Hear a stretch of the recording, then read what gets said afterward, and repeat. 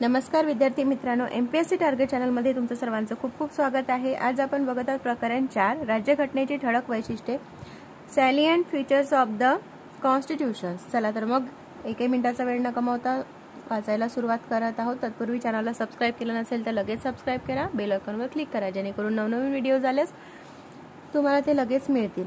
आणि व्हिडिओ आवडल्यास व्हिडिओच्या शेवटी व्हिडिओला लाईक करा। भारतीय राज्यघटना त्यातील साहित्य आणि चैतन्यासाठी अद्वितीय मानली जाते। जगातील जवळपास प्रत्येक संविधानातून काही तरतुदी घेऊन तयार करण्यात आली असली तरी भारताच्या राज्यघटनेची अनेक ठळक वैशिष्ट्ये आहेत जी भारतीय राज्यघटनेला इतर देशांच्या संविधानापेक्षा वेगळी ठरवतात। सन 1949 मध्ये स्वीकारण्यात आलेल्या संविधानाच्या मूळ वैशिष्ट्यामध्ये अनेक बदल झालेले आहेत, हे सुरुवातीला लक्षात घेतले पाहिजे। विशेषतः 7व्या, 42व्या, 44व्या, 73व्या, 94व्या, 97व्या आणि 101व्या घटना दुरुस्ती कायद्यामुळे लक्षणीय बदल झालेले आहेत। 42वी घटना दुरुस्ती कायद्याने 1976 संविधानाच्या विविध विभागांमध्ये मोठ्या प्रमाणात आणि महत्त्वपूर्ण बदल घडवून आणले। त्यामुळे हा कायदा खरे तर संविधानाची लहान प्रकृती म्हणून ओळखला जातो। मात्र केशवानंद भारती खटल्यामध्ये केशवानंद भारती विरुद्ध केरळ राज्य 1973 आहे तो केशवानंद भारती खटला। तर काय झालं त्यामध्ये 1973 सर्वोच्च न्यायालयाने निर्णय दिला, अनुच्छेद 368 अंतर्गत संसदेला प्रदान करण्यात आलेल्या घटनात्मक अधिकाराखाली संसद राज्यघटनेच्या मूलभूत संरचनेत बदल करू शकत नाही। काय म्हटलंय त्यांनी? घटनात्मक अधिकाराखाली संसद राज्यघटनेच्या मूलभूत संरचनेत बदल करू शकत नाही असं कोण म्हटलं आहे? केशवानंद भारती खटला 1973 आहे आणि केरळ भारती विरुद्ध केरळ राज्य होते त्यामध्ये। ठीक आहे। राज्यघटनेची ठळक वैशिष्ट्ये, सॅलियंट फीचर्स ऑफ द कॉन्स्टिट्यूशन। राज्यघटनेची ठळक वैशिष्ट्ये खालीलप्रमाणे आहेत। सर्वात पहिले आपण वाचून घेऊ। सर्वात मोठी लिखित राज्यघटना, लेंदियस्ट रिटन कॉन्स्टिट्यूशन। राज्यघटनांची लिखित अमेरिकन राज्यघटनेप्रमाणे किंवा अलिखित, लिखित कोणाप्रमाणे? अमेरिकन राज्यघटनेप्रमाणे किंवा अलिखित ब्रिटिश राज्यघटनेप्रमाणे असे वर्गीकरण केले जाते। भारताचे संविधान हे जगातील सर्व लिखित राज्यघटनांपैकी सर्वात दीर्घ आहे। हा एक अतिशय व्यापक, विस्तृत आणि तपशीलवार दस्तऐवज आहे। सन 1949 मध्ये प्रत्यक्ष व्यवहारात आलेल्या मूळ संविधानात प्रस्तावना 395 कलमे होती, 22 विभागांमध्ये विभागलेली होती आणि 8 अनुसूची यांचा समावेश होता। 395 कलमे आणि 8 अनुसूची यांचा समावेश होता। सध्या संविधानात प्रस्तावना सुमारे 470 कलमे 25 विभागांमध्ये विभागलेली होती आणि 12 अनुसूची आहेत। सन 1951 पासून विविध घटना दुरुस्ती कायद्यानुसार घटनेतून सुमारे 20 कलमे आणि 1 विभाग म्हणजे 7 वगळण्यात आले आहेत आणि सुमारे 95 कलमे 4 भाग कोणते कोणते? तर 4A, 9A, 9B आणि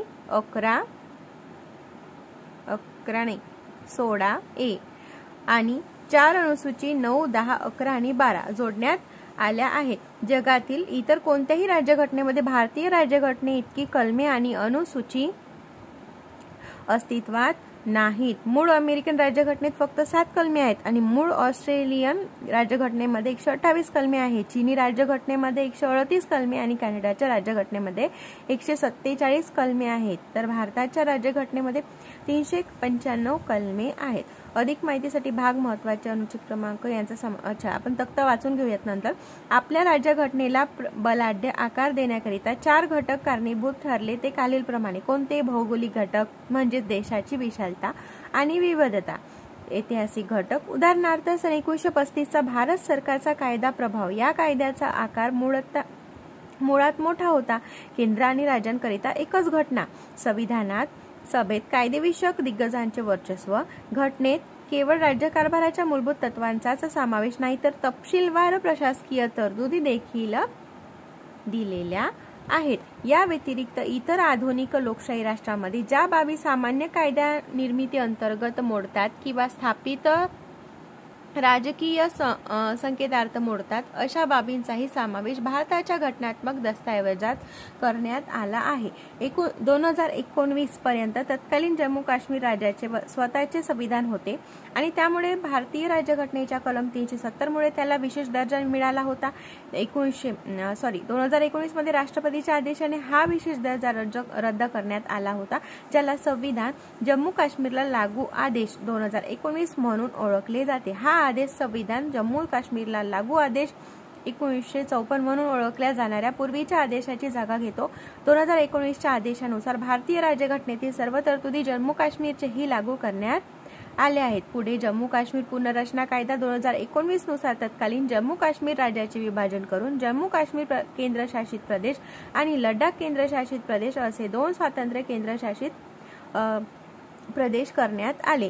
विविध स्रोतांमधून घेतलेली प्रेरणा ड्रॉन फ्रॉम व्हेरियस सोर्सेस. भारतीय राज्यघटनेतील बहुतांश तरतुदी विविध देशांच्या संविधानातून तसेच 1935च्या भारत सरकारच्या अधिनियमातून घेतलेल्या आहेत. सन 1935च्या कायद्यातील सुमारे 250 तरतुदीचा संविधानात समावेश करण्यात आला आहे.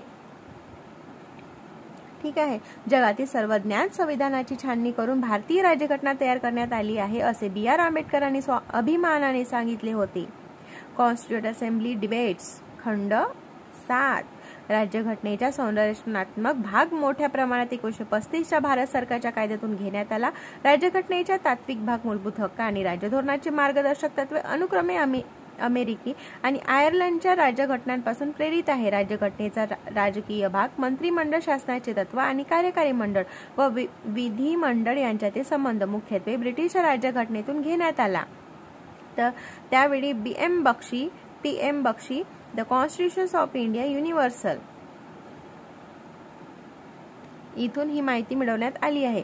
राज्यघटनेतील इतर तरतुदी कॅनडा, ऑस्ट्रेलिया, जर्मनी, USSR आता रशिया, त्याला USSR होतं, त्याचं नाव USSR असं होतं, ते आता रशिया झालं आहे. फ्रान्स, दक्षिण आफ्रिका, जपान इत्यादी देशाच्या राज्यघटनांमधून घेण्यात आल्या आहेत. राज्यघटनेवर सर्वात गहन प्रभाव असणारा हा राज्यघटनेच्या संहितेचा स्रोत म्हणजे सन 1935चा भारत सरकार कायदा, संघराज्य पद्धती, न्यायमंडळ, राज्यपाल, आणीबाणीचे अधिकार, लोकसेवा आयोग आणि बहुतेक प्रशासकीय तपशील या कायद्यातून घेण्यात आले. राज्यघटनेतील निम्म्याहून अधिक तरतुदी आणि 1935च्या कायद्यातील तरतुदी यांच्यात साधर्म्य आढळून येते. राज्यघटनेची जी वैशिष्ट्ये तरतुदी विविध स्रोतांकडून घेण्यात आली आहेत त्यांचा उल्लेख मध्ये केलेला आहे. तर तो तक्ता आपण 4.4 बघून घेऊयात, कारण भरपूर तक्ते झालेले आहेत, तर बघणं आवश्यक आहे. पुढे गेला 4.1 होता पंचायती नगरपालिका, त्यांची कलमे अनुच्छेद दिली आहे, कोणत्या याच्यापासून दिलेले आहे ना. 4.4चा काय सांगतो, तत्पूर्वी चॅनलला सबस्क्राईब केलं नसेल लगेच सबस्क्राईब करा. चला 4.4चा राज्यघटनेतील स्त्रोत एक दृष्टिक्षेपामध्ये सांगितलाय. स्त्रोत दिलेला आहे सन 1935चा भारत सरकारचा कायदा, स्वीकारलेली वैशिष्ट्ये कोणती, संघराज्य पद्धती, राज्यपालांचे पद, न्याय यंत्रणा, लोकसेवा आयोग, आणीबाणीची तरतुदी आणि प्रशासकीय तपशील. ब्रिटिश राज्यघटनेमधून संसदीय शासन व्यवस्था, कायद्याचे राज्य, कायदे निर्मितीची कार्यपद्धती, एकल नागरिकत्व, मंत्रिमंडळ प्रणाली, विशेष अधिकार, संसदीय विशेष अधिकार आणि द्विसदस्यवाद. अमेरिकेची राज्यघटनेमधून मूलभूत अधिकार, स्वतंत्र न्याय व्यवस्था, न्यायिक पुनर्वालोकन, राष्ट्रपतीवर महाभियोग. आता बघा हे लेटेस्ट मध्ये महाभियोग लावण्यात आला होता, राष्ट्रपतीवर नाही, राष्ट्रपतींनी राजीनामा दिला होता. एका वकिलांवर महाभियोग लावण्यात आलेला आहे. याच्याबद्दल मी एक पोस्ट टाकून देईल तुम्हाला. सर्वोच्च न्यायालय आणि उच्च न्यायालयाच्या न्यायाधीशांची हकालपट्टी आणि उपराष्ट्रपती पद याविषयी अमेरिकेच्या राज्यघटनेमधून स्त्रोत घेतलेला आहे. आयरिश राज्यघटनेमधून राज्यधोरणाची मार्गदर्शक तत्वे, राज्यसभेवर सदस्यांची नामनिर्देशन आणि राष्ट्रपतीच्या निवडणुकीची पद्धत. कॅनडाची राज्यघटना प्रबळ केंद्र असलेली संघराज्य आणि अवशिष्ट अधिकार केंद्राद्वारे राज्याच्या राज्यपालाची नियुक्ती आणि सर्वोच्च न्यायालयाचे सल्लागार अधिकार क्षेत्र. ऑस्ट्रेलियाची राज्यघटना समवर्ती सूची, व्यापार वाणिज्य व्यवहार संबंधाचे स्वातंत्र्य आणि संसदेच्या दोन्ही सभागृहाची संयुक्त बैठक. जर्मनीची वायमर राज्यघटना, मूलभूत हक्काच्या निलंबनाशी संबंधित आपत्कालीन तरतुदी. सोव्हिएत राज्यघटना, मूलभूत कर्तव्य आणि न्यायाचे आदर्श, सामाजिक, आर्थिक आणि राजकीय प्रस्तावनेत आहेत. फ्रेंच राज्यघटनेमधून काय स्वीकारलं आहे? प्रजासत्ताक आणि स्वातंत्र्य, समता आणि बंधुतेचे आदर्श प्रस्तावनेत आहेत. आणि दक्षिण आफ्रिकेची राज्यघटनेमध्ये घटना दुरुस्ती आणि राज्यसभेच्या सदस्यांची निवड करण्याची प्रक्रिया. आणि जपानच्या राज्यघटनेतून विधी, प्रस्तावित कार्यपद्धती याविषयीची माहिती दिलेली आहे.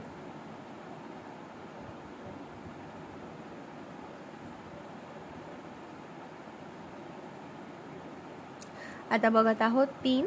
क्लिष्टता आणि सुगमता यांचे मिश्रण. ब्लेंड ऑफ रिजिडिटी आणि फ्लेक्झिबिलिटी. राज्यघटनांचे क्लिष्ट आणि सुगम असेही वर्गीकरण केले जाते. क्लिष्ट राज्यघटनेमध्ये दुरुस्तीसाठी विशेष प्रक्रियेची आवश्यकता असते. उदाहरणार्थ अमेरिकेची राज्यघटना. दुसरीकडे सुगम राज्यघटनेमध्ये सुधारणा करण्याची पद्धत सामान्य कायद्यामध्ये बदल करण्याप्रमाणेच असते. उदाहरणार्थ ब्रिटिश संविधान. भारतीय राज्यघटना क्लिष्ट किंवा सुगम नसली तरी या दोन्हींचे मिश्रण आहे. अनुच्छेद 368 मध्ये दोन्ही प्रकारच्या सुधारणाची तरतूद आहे. काही तरतुदीत संसदेच्या विशेष बहुमताने म्हणजेच प्रत्येक सभागृहाच्या उपस्थित असलेल्या आणि मतदान करणाऱ्या 2/3 सदस्यांनी आणि प्रत्येक सभागृहाच्या एकूण सदस्य संख्येच्या बहुमताने दुरुस्त केल्या जाऊ शकतात. इतर काही तरतुदी संसदेच्या विशेष बहुमताने आणि एकूण राज्यांपैकी निम्म्या राज्यांच्या मंजुरीने दुरुस्त केल्या जाऊ शकतात. त्याचवेळी संविधानातील काही तरतुदी सर्वसाधारण वैधानिक प्रक्रियेच्या पद्धतीने म्हणजे संसदेच्या साध्या बहुमताने दुरुस्त केल्या जाऊ शकतात. विशेष म्हणजे या सुधारणा अनुच्छेद 368 अंतर्गत येत नाही. एकात्मक व्यवस्थेचे झुकलेले संघराज्य व्यवस्था. Federal system with unitary bias म्हटलंय त्याला. भारतीय राज्यघटनेने शासनाची संघराज्य पद्धती स्थापन केली आहे.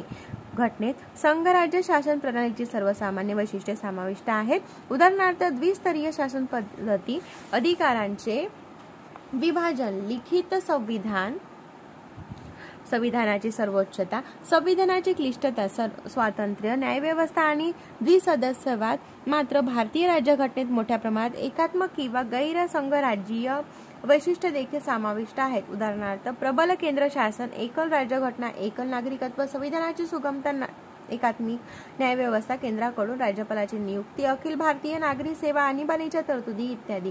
असे असूनही संघराज्य हा शब्द संविधानात कुठेही वापरण्यात आला नाही. दुसरीकडे अनुच्छेद 1 मध्ये भारताचे वर्णन राज्यांचा संघ असे करण्यात आले आहे. यावरून 2 गोष्टी स्पष्ट होतात. एक म्हणजे भारतीय संघराज्य राज्यांच्या करारांची फलनिष्पत्ती नाही आणि दुसरे म्हणजे कोणत्याही राज्याला संघराज्यापासून वेगळे होण्याचा अधिकार देखील नाही. म्हणूनच भारतीय राज्यघटनेने वर्णन काय आहे? भारतीय राज्यघटनेचे वर्णन संघराज्य स्वरूप एकात्मक सत्व असणारी राज्यघटना. केसी व्हियर यांनी अर्धसंघीय राज्यघटना, मॉरिस जोन्स यांनी बार्गेनिंग फेडरलिझम, वाटाघाटीचे संघराज्य, ग्रॅनविल ऑस्टिन यांनी सहकारी संघराज्यवाद, आयव्हर जेनिंग्ज यांनी केंद्राकडे झुकणारे संघराज्य असे केलेले आहे. बघा, यावर सुद्धा प्रश्न विचारला जाऊ शकतो. कोणी काय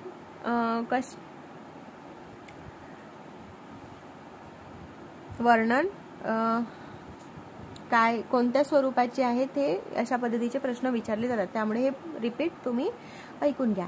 संसदीय शासन व्यवस्था. Parliamentary form of government. भारतीय राज्यघटनेने अमेरिकन अध्यक्षीय शासन पद्धतीऐवजी ब्रिटिश संसदीय शासन पद्धतीची निवड केली. संसदीय शासन प्रणाली विधिमंडळ आणि कार्यकारी मंडळ यांच्यातील सहकार्य आणि समन्वय या तत्वावर आधारित आहे, तर अध्यक्षीय शासन प्रणाली या 2 शाखांमधील सत्ता विभाजनाच्या सिद्धांतावर आधारित आहे. संसदीय शासन प्रणालीला शासनाचे वेस्टमिन्स्टर म्हणजेच हे लंडनमधील एक ठिकाण आहे जिथे ब्रिटिश संसद वसलेली आहे. हे बऱ्याचदा ब्रिटिश संसदेचे प्रतिशब्द म्हणून देखील वापरले जाते. प्रारूप आहे ते उत्तरदायी सरकार आणि कॅबिनेट सरकार म्हणून ओळखले जाते. संविधानामध्ये केवळ केंद्रातच नव्हे तर राज्यामध्ये संसदीय व्यवस्था लागू करण्याची तरतूद करण्यात आलेली आहे. भारतातील संसदीय शासन व्यवस्थेची वैशिष्ट्ये पुढील प्रमाणे आहेत. कोणती? नामधारी आणि वास्तविक कार्यकारी यंत्रणेचे अस्तित्व. 2. बहुमत मिळवणाऱ्या पक्षाचे शासन. कार्यकारी मंडळाचे विधिमंडळाप्रती सामूहिक उत्तरदायित्व. मंत्र्यांना विधिमंडळाचे सदस्यत्व. पंतप्रधान किंवा मुख्यमंत्र्याचे नेतृत्व. कनिष्ठ सभागृहाचे लोकसभा किंवा विधानसभा विसर्जन. भारतीय संसदीय प्रणाली मुख्यत्वे ब्रिटिश प्रारूपवर आधारित असली तरी या दोन्ही पद्धतीमध्ये एक मूलभूत फरक आहे. उदाहरणार्थ भारतीय संसद ही ब्रिटिश संसदेसारखी सार्वभौम संस्था नाही. या व्यतिरिक्त भारतीय राष्ट्रप्रमुख निवडला प्रजासत्ताक म्हणजे राष्ट्रप्रमुख निवडला प्रजासत्ताक जातो, तर ब्रिटिश राष्ट्रप्रमुख वंश परंपरागत राजेशाही असते. भारत किंवा ब्रिटन सारख्या संसदीय व्यवस्थेत पंतप्रधानांची भूमिका इतकी महत्वाची आणि निर्णायक ठरली आहे की राजकीय तज्ञ अशा शासन व्यवस्थेला पंतप्रधान सरकार म्हणून ओळखणे पसंत करतात. संसदीय सार्वभौमत्व आणि न्यायिक सर्वोच्चता यांचे संश्लेषण सिंथेसिस ऑफ पार्लमेंटरी सोव्हिएटरी अँड ज्युडिशियल सुप्रीमेसी. संसदेच्या सार्वभौमत्वाचा सिद्धांत ब्रिटिश संसदेशी संबंधित आहे, तर न्यायालयीन सर्वोच्चतेचा सिद्धांत अमेरिकन सर्वोच्च न्यायालयाशी संबंधित आहे. ज्याप्रमाणे भारतीय संसद व्यवस्था ब्रिटिश व्यवस्थेपेक्षा वेगळी आहे, त्याचप्रमाणे भारतीय सर्वोच्च न्यायालयाच्या न्यायिक पुनर्विलोकन अधिकाराची व्याप्ती अमेरिकेमध्ये अस्तित्वात असलेल्या न्यायिक पुनर्विलोकनाच्या तुलनेत मर्यादित आहे. भारतीय राज्यघटनेत अनुच्छेद 21 मध्ये समाविष्ट असलेल्या विधी प्रस्थापित करण्याऐवजी अमेरिकन राज्यघटनेत यथोचित विधी प्रक्रियेची ड्यू प्रोसेस ऑफ लॉ तरतूद आहे. भारतीय राज्यघटनेच्या रचनाकारांनी ब्रिटिश संसदीय सार्वभौमत्वाचे तत्व आणि अमेरिकन न्यायिक वर्चस्वाचे तत्व यांच्यात योग्य समन्वय साधण्याला प्राधान्य दिले. त्यामुळे सर्वोच्च न्यायालय आणि न्यायिक पुनर्विलोकनाच्या अधिकाराद्वारे संसदीय कायदे असंवैधानिक म्हणून घोषित करू शकते. त्याचबरोबर संसद आपल्या घटनादुरुस्तीच्या अधिकाराद्वारे संविधानाच्या व्यापक भागामध्ये सुधारणाही करू शकते. एकात्मिक आणि स्वतंत्र न्यायव्यवस्था. Integrated and independent judiciary. भारतीय राज्यघटनेनुसार एकात्मिक तरीही स्वतंत्र असणारी न्यायव्यवस्था स्थापन करण्यात आली आहे. सर्वोच्च न्यायालय देशातील एकात्मिक न्यायव्यवस्थेच्या अग्रस्थानी आहेत. त्या खालोखाल राज्य पातळीवर उच्च न्यायालय आहेत. उच्च न्यायालयाच्या अंतर्गत अधीनस्थ न्यायालय म्हणजेच जिल्हा न्यायालय आणि इतर कनिष्ठ न्यायालय कार्यरत आहेत. केंद्रीय कायदे तसेच राज्य कायदे या एकलन न्यायालय व्यवस्थेद्वारेच लागू करण्यात येतात. अमेरिकेत मात्र संघराज्य कायदे संघराज्य न्यायपालिकेद्वारे तर राज्य विषयक कायदे राज्यपालिकेद्वारे लागू केले जातात.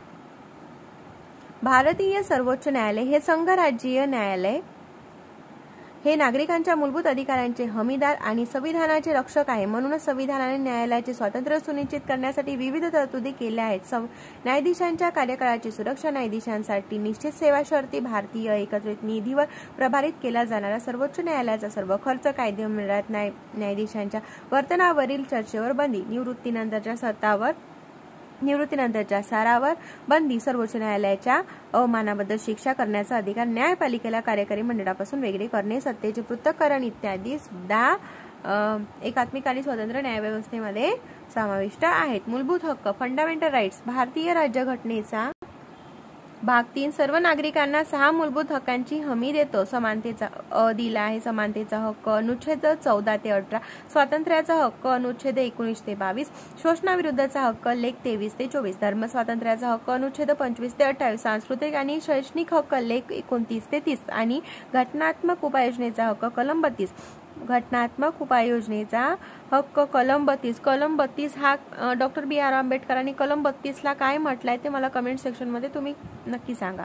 मुळात राज्यघटनेने 7 मूलभूत अधिकारांची तरतूद केली होती, मात्र 1978च्या 44व्या घटना दुरुस्ती कायद्याने मालमत्तेचा अधिकार कलम 31 मूलभूत हक्कांच्या यादीतून वगळण्यात आला.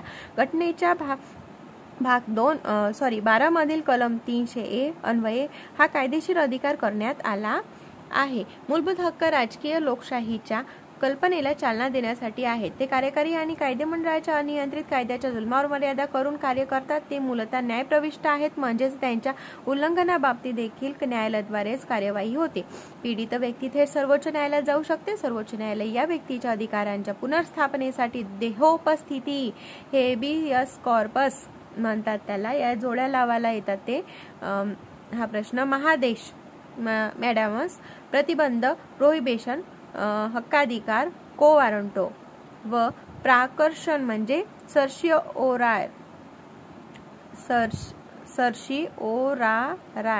या स्वरूपाचे प्राधिलेख जारी करू शकते. मात्र मूलभूत हक्क निरपेक्ष असून ते सापेक्ष आहेत आणि हे काय हे निरपेक्ष आहेत. मूलभूत हक्क हे निरपेक्ष असून तर काही वाजवी निर्बंधाच्या अधीन आहेत. ते अभेद्य नाहीत. नाहीत आणि संसदेद्वारे घटनादुरुस्ती कायदा करून कमी किंवा रद्द केले जाऊ शकतात. कलम 20 आणि 21 द्वारे हमी दिलेल्या हक्कांना वगळता राष्ट्रीय आणीबाणी दरम्यान इतर मूलभूत हक्कांना निलंबन केले जाऊ शकते. 9 बघत आहोत. राज्य धोरणाची मार्गदर्शक तत्वे, directive principles of state policy. Doctor B.R. Ambedkar यांच्या मते राज्य धोरणाची मार्गदर्शक तत्वे हे भारतीय राज्यघटनेचे अभिनव वैशिष्ट्य आहे.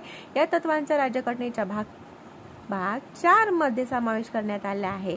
त्याचे 3 विस्तृत वर्गांमध्ये वर्गीकरण केले जाऊ शकते: समाजवादी, गांधीवाद, उदारमतवादी आणि बौद्धिक. मार्गदर्शक तत्वे सामाजिक आणि आर्थिक लोकशाहीच्या आदर्शांना चालना देण्यासाठी समाविष्ट करण्यात आली आहेत. यामागे भारतात कल्याणकारी राज्य स्थापन करण्याचा उद्देश होता. मात्र मार्गदर्शक तत्वे मूलभूत हक्काप्रमाणे न्याय प्रविष्ट नसतात, म्हणजेच त्यांच्या उल्लंघनाबाबत न्यायालयाद्वारे अंमलबजावणी करता येत नाही. तरीही तत्वे देशाच्या कारभाराकरिता मूलभूत आहेत आणि कायदे निर्मिती करताना ही तत्वे लागू करणे हे राज्याचे कर्तव्य असेल असे राज्यघटनेत घोषित करण्यात आलेले आहेत. म्हणून राज्य प्राधिकरणावर या तत्वांच्या अंमलबजावणीकरिता नैतिक बंधने लादलेली आहेत. पण त्यामागील खरी शक्ती मंजुरी राजकीय म्हणजेच जनमत आहे. मिन्व्हा मिल्स प्रकरणात 1980चा सर्वोच्च न्यायालयाने असे नमूद केले की भारतीय राज्यघटना मूलभूत हक्क आणि मार्गदर्शक तत्वे यांच्यातील संतुलनाच्या पायावर उभी आहे. आणि आता बघूयात 10 मूलभूत कर्तव्ये, फंडामेंटल ड्युटीज दिलेला आहे. मूळ संविधानात नागरिकांच्या मूलभूत कर्तव्याची तरतूद केलेली नाही. स्वर्णसिंग आहे ते. स्वर्णसिंग समितीच्या शिफारसीनुसार 1976च्या 42व्या घटनादुरुस्ती कायद्याद्वारे अंतर्गत आणीबाणीच्या 1975-77 दरम्यान ही कर्तव्ये राज्यघटनेत समाविष्ट करण्यात आली. सन 2002च्या 76व्या घटनादुरुस्ती कायद्याने आणखी एक मूलभूत कर्तव्याची जोड देण्यात आली. राज्यघटनेच्या विभाग 4A ज्यामध्ये फक्त एक कलम 51 समाविष्ट आहे. 4A मध्ये फक्त एकच कलम समाविष्ट करण्यात आला. विशिष्ट 11 मूलभूत कर्तव्ये समाविष्ट आहे. उदाहरणार्थ संविधान, राष्ट्रध्वज आणि राष्ट्रगीत यांचा आदर करणे. कोणत्या कलम 4A मध्ये. आणि देशाचे सार्वभौमत्व, एकता आणि बंधुता अखंडतेचे रक्षण करणे, सर्व लोकांमध्ये समान बंधुत्वाची भावना वाढवणे, आपल्या संमिश्र संस्कृतीचा समृद्ध वारसा जपणे इत्यादी सुद्धा कलम 4A मध्ये समाविष्ट करण्यात आले आहे. आणि नागरिकांना मूलभूत अधिकारांचा उपभोग घेताना त्यांना त्यांच्या देशाबद्दल, त्यांच्या समाजाप्रती आणि त्यांच्या सहनागरिकांप्रती असलेल्या कर्तव्याची जाणीव असणे आवश्यक आहे. ही मूलभूत कर्तव्ये याचे स्मरण करून देतात. मात्र मार्गदर्शक तत्वाप्रमाणे मूलभूत कर्तव्य देखील न्यायप्रविष्ट नाही. विचारतात यावर प्रश्न. मूलभूत कर्तव्य ही न्यायप्रविष्ट आहेत की नाही? तर मूलभूत कर्तव्य ही न्यायप्रविष्ट नाही. त्यासाठी आपण दाद मागायला न्यायालयात नाही जाऊ शकत. मूलभूत कर्तव्य. 11 धर्मनिरपेक्ष राज्य, अ सेक्युलर स्टेट. भारतीय संविधान धर्मनिरपेक्ष राज्याचा पुरस्कार करते, म्हणून ते कोणत्याही विशिष्ट धर्माला भारतीय राज्याचा अधिकृत धर्म मानत नाही. घटनेतील खालील तरतूद भारतीय राज्याचे धर्मनिरपेक्ष स्वरूप प्रकट करतात.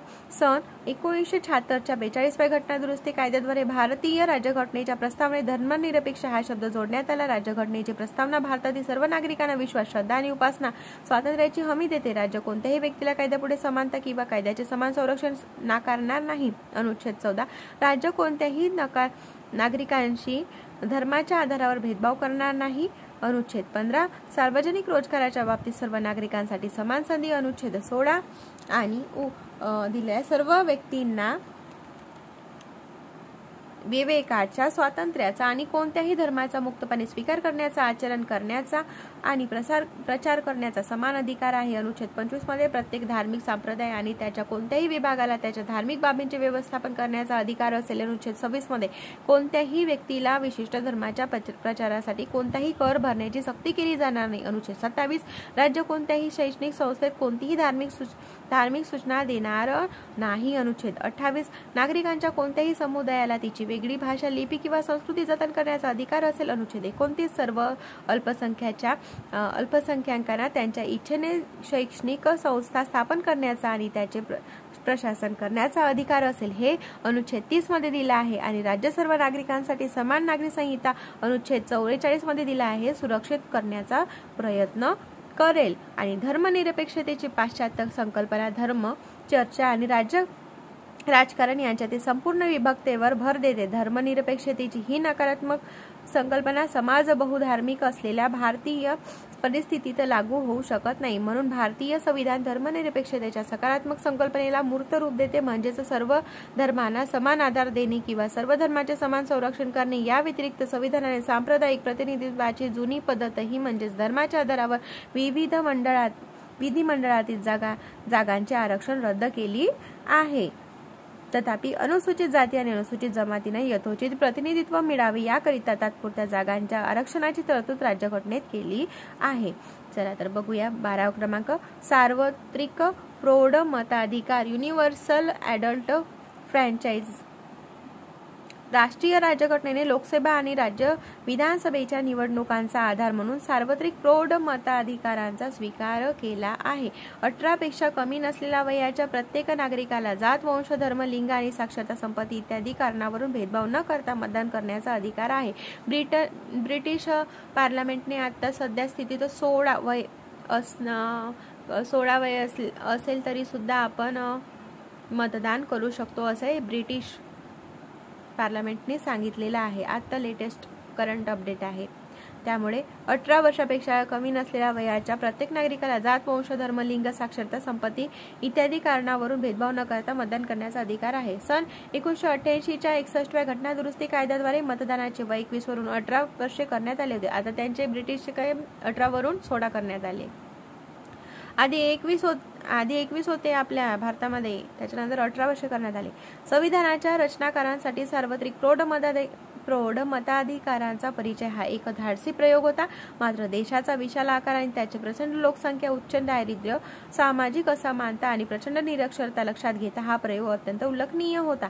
सार्वत्रिक प्रौढ मताधिकाराचा लोकशाहीला व्यापक करते, सामान्य लोकांचा आत्मसन्मान आणि प्रतिष्ठा वाढवते, समानतेचे तत्व टिकवून ठेवते, अल्पसंख्याकांना त्याच्या हितसंबंधाचे रक्षण करण्याचा सक्षम करते आणि दुर्बल घटकांसाठी नवीन आशा आणि संधी उपलब्ध करून देते. एकल नागरिकत्व, सिंगल सिटिझनशिप. भारतीय राज्यघटना संघराज्य असली आणि दुहेरी राजनैतिक केंद्र आणि राज्य परिकल्पनेवर आधारित असली तरी ती फक्त एकल नागरिकत्व प्रदान करते, म्हणजेच भारतीय नागरिकत्व. दुसरीकडे अमेरिकेसारख्या देशांमध्ये प्रत्येक व्यक्ती केवळ अमेरिकन राष्ट्राचा नागरिक नाही तर तो त्या राज्याचा रहिवासी आहे, त्या राज्याचा देखील नागरिक असतो. अशा प्रकारे या नागरिकाला राष्ट्र आणि राज्य या दोन्ही प्रति निष्ठावान राहावे लागते. मात्र त्याला राष्ट्रीय शासन आणि राज्य शासनाने प्रदान केलेले अधिकार प्राप्त होतात. भारतामध्ये एखाद्या राज्यात जन्मलेल्या किंवा राहणाऱ्या सर्व नागरिकांना समान राजकीय आणि नागरी हक्क प्राप्त होतात आणि त्यांच्यामध्ये कोणताही भेदभाव केला जात नाही. एकल नागरिकत्व आणि सर्व लोकांसाठी समान हक्काची घटनात्मक तरतूद असूनही भारताने जातीय दंगली, वर्ग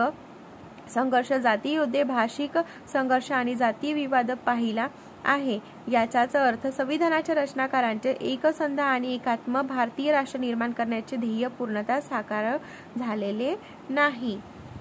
आणि 14 बघत आहोत. स्वायत्त संस्था, इंडिपेंडंट बॉडीज. तुम्हाला कळत आहेत ना मी वाचलेलं? कमेंट सेक्शनला नक्की सांगा की माझं वाचन कसं आहे, तुम्हाला समजत आहे की नाही, की हा उपक्रम आपण इथेच स्टॉप करावा की समोर चालू ठेवावा सिरीज. कारण मी तुमच्याकरिता खास एवढे मेहनत घेत आहे, ज्या विद्यार्थ्यांकरिता हे नवीन अपडेट 7th एडिशन बुक नाही आहे त्या विद्यार्थ्यांकरिता, कारण हे बुकमध्ये भरपूर काही त्यांनी व्हॅल्यू एडिशन केलं आहे. त्यामुळे मी तुमच्याकरिता खास हा उपक्रम चालवलेला आहे. उपक्रम आवडत असल्यास व्हिडिओला लाईक करा, कारण एवढी मेहनत करणे काही सोपी नाही आहे, खास तुमच्याकरिता करत आहे.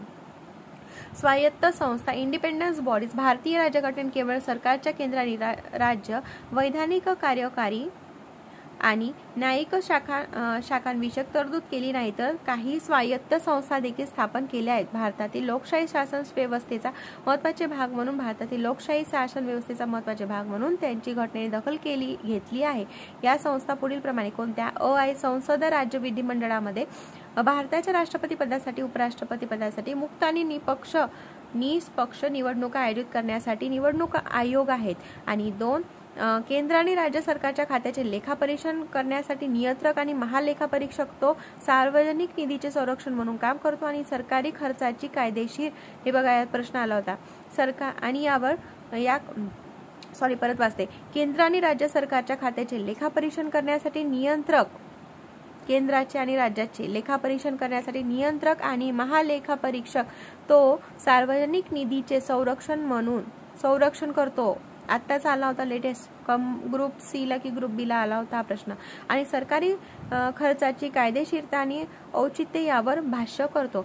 खालील अखिल भारतीय सेवा आणि उच्चस्तरीय केंद्रीय सेवांमध्ये भरतीसाठी लोकसेवा आयोग परीक्षा आयोजित करतो आणि राष्ट्रपतींना अनुशासनात्मक बाबींवर सल्ला देतो. कोण? लोकसेवा आयोग. भारतीय सेवा आणि उच्चस्तरीय केंद्रीय सेवांमध्ये भरतीसाठी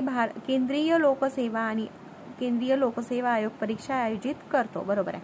प्रत्येक राज्यात राज्य लोकसेवा आयोग, बघा आता यावर प्रश्न विचारला, त्यावरही विचारला होता, आता यावर विचारू शकता, त्यामुळे हे व्यवस्थित नीट लक्ष देऊन ऐका. प्रत्येक राज्यात राज्य लोकसेवा आयोग राज्य सेवामध्ये भरतीसाठी परीक्षा आयोजन करतो. कोण? राज्य लोकसेवा आयोग राज्य सेवामध्ये फक्त, आणि राज्यपालांना अनुशासनात्मक बाबींवर सल्ला देतो. कार्यकाळाची हमी, निश्चित सेवा शर्ती, भारताच्या एकत्रित निधीवर प्रभारित केला जाणारा खर्च इत्यादी विविध तरतुदीद्वारे राज्यघटना या संस्थांचे स्वातंत्र्य सुनिश्चित करते. आणीबाणी विषयक तरतुदी, इमर्जन्सी प्रोव्हिजन्स.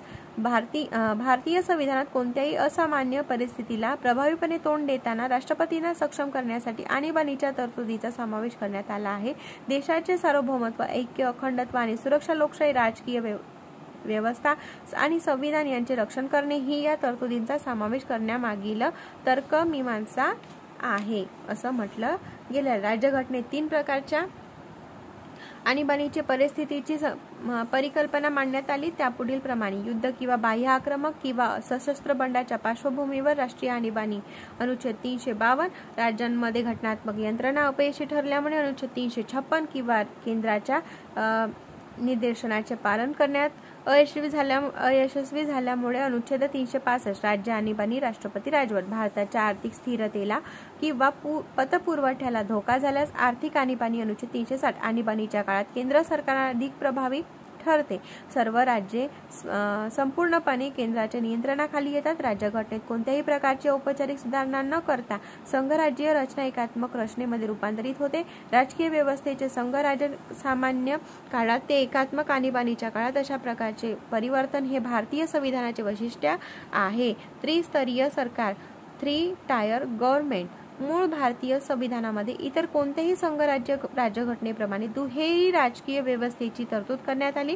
यात केंद्र आणि राज्याचा संघटन आणि अधिकारांच्या संदर्भात तरतुदीचा समावेश आहे. मात्र 73व्या आणि 74व्या घटना दुरुस्ती कायद्याने 1992 सरकारचा तिसरा म्हणजेच स्थानिक स्तर जोडण्यात आला. अशी तरतूद जगातील इतर कोणत्याही संविधानात आढळत नाही. सन 1992च्या 73व्या घटना दुरुस्ती कायद्याने राज्यघटनेत नवीन विभाग 9 आणि 11वी अनुसूची जोडून पंचायतीला ग्रामीण स्थानिक शासनाला घटनात्मक मान्यता दिली. या भागामध्ये प्रत्येक राज्यात पंचायत राजाची त्रिस्तरीय व्यवस्था म्हणजेच गाव, मध्यवर्ती आणि जिल्हा स्तरावरील पंचायतीची तरतूद करण्यात आली आहे. त्याचप्रमाणे 1992च्या 74व्या दुरुस्ती कायद्याने राज्यघटनेत नवीन विभाग 9A आणि 12वी अनुसूची जोडून नगरपालिकांना शहरी स्थानिक शासनाला घटनात्मक मान्यता दिली. या भागामध्ये प्रत्येक राज्यात नगरपंचायत, लहान नागरी क्षेत्रासाठी नगर परिषद आणि मोठ्या नागरी क्षेत्रासाठी महानगरपालिका अशी 3 प्रकारच्या नगरपालिकांची तरतूद करण्यात आली आहे. आणि 17 बघत आहोत, सहकारी संस्था, कोऑपरेटिव्ह सोसायटीज. बघा, प्रत्येक डिस्ट्रिक्टमध्ये कोऑपरेटिव्ह सोसायटीज असते, प्रत्येक डिस्ट्रिक्ट आणि तहसीलमध्ये. तर सन 2011च्या 97व्या घटना दुरुस्ती कायद्याने सहकारी संस्थांना संवैधानिक दर्जा आणि संरक्षण दिले आहे. या संदर्भात घटनेत खालील 3 बदल करण्यात आले. सहकारी संस्था स्थापन करण्याचा अधिकार या मूलभूत हक्क अनुच्छेद 19 मानण्यात आला. सहकारी संस्थांना प्रोत्साहन देण्याकरिता राज्य धोरणाच्या नवीन मार्गदर्शक तत्वाचा समावेश करण्यात आला आहे. अनुच्छेद 43B याने राज्यघटनेत एक नवीन विभाग 9A जोडण्यात आला, ज्याचे नाव सहकारी संस्था. अनुच्छेद 243ZH ते 243ZT असे आहे. देशातील सहकारी संस्था लोकशाही, व्यावसायिक स्वायत्त आणि आर्थिकदृष्ट्या समर्थपणे चालतील याची खात्री करण्यासाठी नवीन विभाग 9B मध्ये विविध तरतुदीचा समावेश केलेला आहे. या तरतुदीनुसार बहुराज्य सरकारी संस्थाच्या संदर्भात संसदेला आणि इतर सहकारी संस्थांच्या संदर्भात राज्य विधिमंडळांना योग्य कायदा करण्याचा अधिकार मिळाला. राज्यघटनेवरील टीका, क्रिटिसिझम ऑफ द कॉन्स्टिट्यूशन्स आता बघणार आहोत आपण. भारतीय संविधान सभेने तयार केलेल्या आणि स्वीकारलेल्या भारतीय राज्यघटनेवर खालील कारणावरून टीका करण्यात आली आहे आणि त्यावर पहिला टीका आहे उदार घेतलेली घटना. ए बॉरोड कॉन्स्टिट्यूशन्स, भारतीय राज्यघटनेत नवीन आणि मूळ काहीही नाही असे टीकाकारांचे मत आहे. त्यांनी घटनेचे वर्णन उदार घेतलेली राज्यघटना किंवा कर्जाचे गाठोडे किंवा मिश्र संविधान किंवा जागतिक राज्यघटनेच्या अनेक दस्तऐवजांची ठिगळ लावलेली गोधडी असे केले. मात्र ही टीका अन्यायकारक आणि अतार्किक आहे. राज्यघटनेच्या रचनाकारांनी इतर संविधान संस्थांकडून घेतलेल्या वैशिष्ट्यामध्ये भारतीय परिस्थितीशी सुसंगत आणि आवश्यक ते बदल केले. त्याचबरोबर या वैशिष्ट्यांचे दोषही टाळण्यात आले आहेत. वरील टीकेला संविधान सभेत उत्तर देताना मसुदा समितीचे अध्यक्ष कोण होते? बघा, हा प्रश्न विचारतो जोड्या लावामध्ये. Doctor B.R. आंबेडकर म्हणाले की जगाच्या इतिहासात आजच्या घडीला तयार केलेल्या संविधानात नवीन काही असू शकते का असा प्रश्न कोणीही विचारणारच. पहिली लिखित राज्यघटना तयार होऊन 100हून अधिक वर्षे उलटली आहेत. त्यानंतर अनेक देशांनी कमी अधिक फरकाने त्यांची संविधाने लिहिली आहेत. राज्यघटनेची व्याप्ती काय असावी याचा फार पूर्वीपासूनच विचार केला गेला आहे.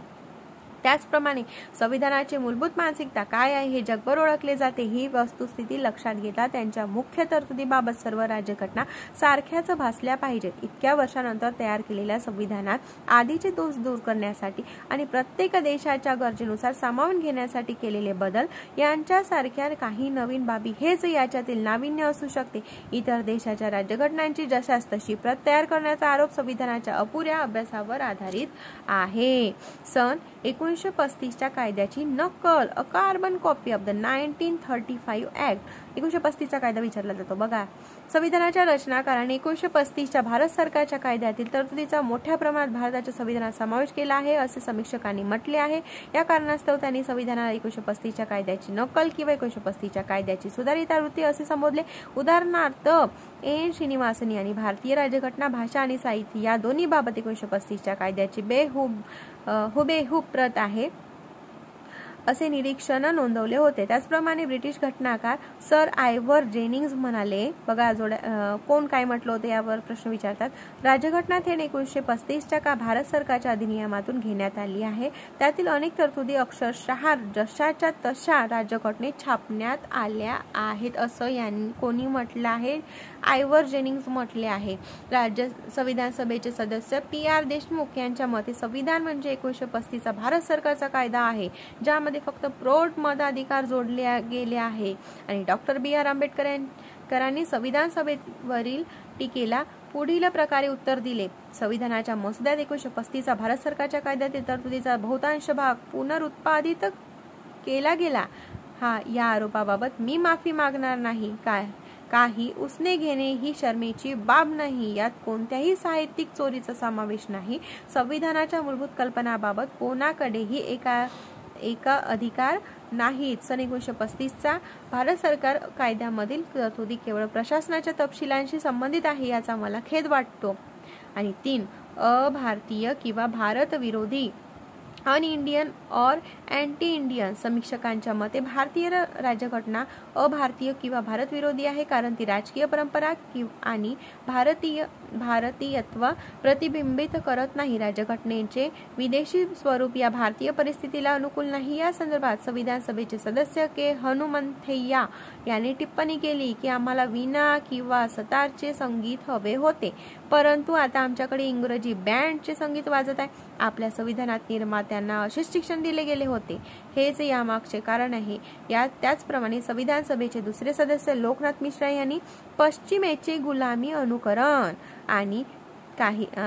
आणि त्याही पुढे जाऊन पाश्चिमात्येला शरणागती अशी टीका केली होती. संविधान सभेचे सदस्य लक्ष्मी नारायण साहू यांनी निरीक्षण केले की ज्या आदर्शावर राज्यघटनेचा मसुदा तयार करण्यात आला आहे त्याचा भारताच्या मूलभूत आत्म्याशी कोणताही स्पष्ट संबंध नाही. ही राज्यघटना योग्य ठरणार नाही आणि अंमलात आल्यानंतर लवकरच खंडित होईल असं निरीक्षण कोणी केलं? लक्ष्मीनारायण साहू यांनी केलं होतं. चला चौथा बघूया. गांधीवाद नसणारी राज्यघटना, अन अनगांधीयन कॉन्स्टिट्यूशन. समीक्षकांच्या मते भारतीय संविधान गांधीवाद नाही, कारण त्यात देशाचे राष्ट्रपिता महात्मा गांधीजीचे तत्वज्ञान आणि आदर्श समाविष्ट नाहीत. ग्रामीण पंचायत आणि जिल्हा पंचायत हा पाया असणारी राज्यघटना निर्माण होणे आवश्यक होते, असे समीक्षकांच्या मते होते. या संदर्भात संविधान सभेचे सदस्य के हनुमंतय्या म्हणाले, महात्मा गांधींना ज्या प्रकारची राज्यघटना नको होती, नेमकी तीच राज्यघटना अस्तित्वात आली आहे. दुसरे सदस्य टी प्रकाशम यांनी या मागचे कारण स्पष्ट केले. यांच्या मते आंबेडकर गांधीवादी चळवळीचा भाग नसल्याने आणि गांधीवादी तत्वाची त्यांना वावडे असल्याने आहे, नसल्याने नाहीये. बघा परत वाचते. आंबेडकर गांधीवादी चळवळीचा भाग नसल्याने आणि गांधीवादी तत्वाचे त्यांना वावडे असल्याने राज्यघटनेत गांधीवाद आदर्शांना स्थान दिले गेले नाही. Constituent assembly debates.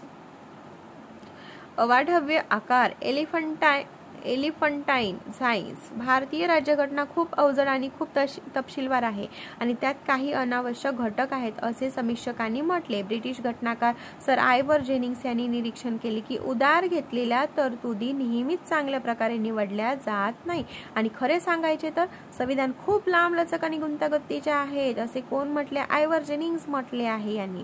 या संदर्भात संविधान सभेचे सदस्य H.V. कामत यांनी टिप्पणी केली, आम्ही आमच्या विधानसभेसाठी बोधचिन्ह आणि मानचिन्ह म्हणून हत्तीची निवड केली. बघा हा प्रश्न विचारला. कदाचित या चिन्हासोबत सुसंगत व्हावी म्हणून आपली राज्यघटना देखील जगातील सर्वात अवाढव्य आकाराची तयार करण्यात आली. ते पुढे असेही म्हणाले, आपली राज्यघटना हत्तीच्या आकाराची ठरावी यावर सभागृहाने संमती दाखवली नव्हती याची मला खात्री आहे, असं कोण म्हटले होते? H.V. कामत म्हटले होते. वकिलाचे नंदनवन, पॅराडाईज ऑफ द लॉयर्स. समीक्षकांच्या मते भारतीय राज्यघटना खूप कायदेशीर आणि अतिशय गुंतागुंतीची आहे. घटनेमध्ये वापरलेली कायदेशीर भाषा, वाक्यरचना यांच्या पुढे राज्यघटनेला एक क्लिष्ट दस्तऐवज स्वरूप आले आहे. सर आयव्हर जेनिंग्स यांनी याला वकिलाचे नंदनवन म्हटले आहे. या संदर्भात संविधान सभेचे सदस्य H.K. महेश्वरी यांनी निरीक्षण केले की मसुदा लोकांना विवादी बनवतो आणि न्यायालयात जाण्यास अधिक प्रवृत्त करतो. यामुळे सत्य आणि अहिंसेच्या पद्धतीचे पालन करण्याची शक्यता कमी होते. राज्यघटनेचा मसुदा खरोखरच वकिलांचा स्वर्ग आहे असे मी म्हणेन. यामुळे खटल्याचे मार्ग मोकळे होतील आणि आमच्या सक्षम आणि कल्पक वकिलांना भरपूर काम मिळेल. त्याचप्रमाणे संविधान सभेचे आणखी एक सदस्य P.R. देशमुख म्हणाले की डॉक्टर आंबेडकरांनी सभागृहासमोर मांडलेला कलमांचा मसुदा कायद्याच्या नियम पुस्तिकेप्रमाणेच क्लिष्ट आणि जड वाटतो. माझ्या मनाला हे फारच चिंतनीय वाटते. संविधानाशी संबंधित दस्तऐवज क्वचितच इतके जटिल आणि इतके शब्दशः असतात. माझ्या मते संविधान कायदा पुस्तिका नाही तर एक सामाजिक राजकीय दस्तऐवज असावा. असा दस्तऐवज तयार करणे कदाचित त्यांच्यासाठी अवघड असावे, पण आमच्या दुर्दैवाने व्हायला नको होते. असे आमच्यावर पडलेले शब्दांचे ओझे अगदी सहज दूर करता आले असते, असे कोणी म्हटले आहे? संविधान सभेचे एक सदस्य P.R. देशमुख म्हणाले.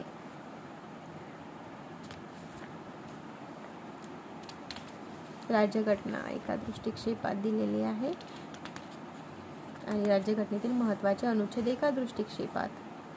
तक्ता हा तर वाचला आहे. राज्यघटनेतील अनुसूची एक दृष्टिक्षेपात दिलेली आहे.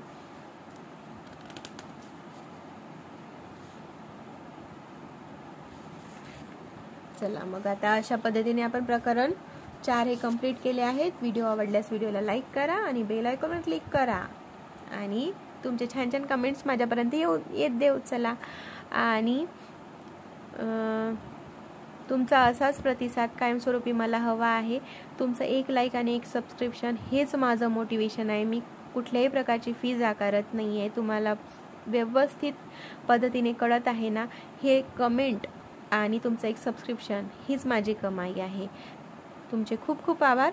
इथेच व्हिडिओ संपवत आहे आणि जास्तीत जास्त लोकांपर्यंत शेअर करा. जे डिसेबल्ड पर्सन्स आहेत त्यांच्यापर्यंत जास्त करून हा व्हिडिओ शेअर करा, कारण या गोष्टीचा फायदा त्यांना खूप जास्त होईल असं मला वाटतं.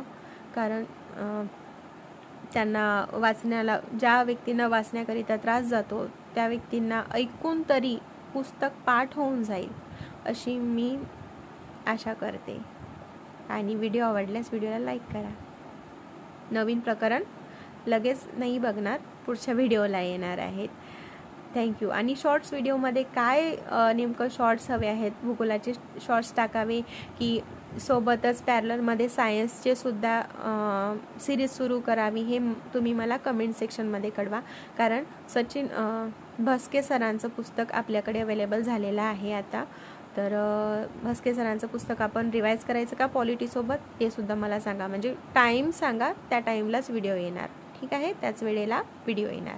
तुमचे खूप खूप आभार.